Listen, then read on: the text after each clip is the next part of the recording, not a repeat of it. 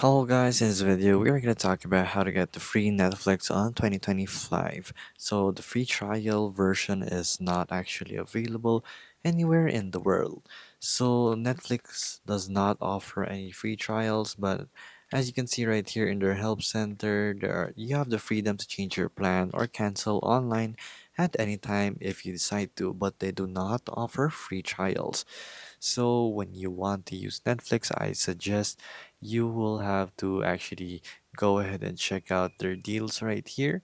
So you have sharing, $3, $5, and you have $7 per month. You also have around $13 per month for the best quality and more devices you can watch too.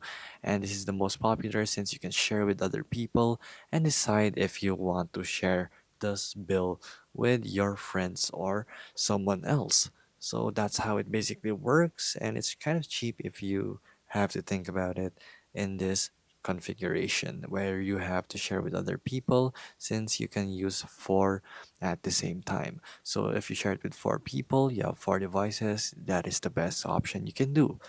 But as I've said, there's no such thing as a Netflix free trial because it's not available anywhere in the world. So that is your only bet on getting Netflix as cheap as possible.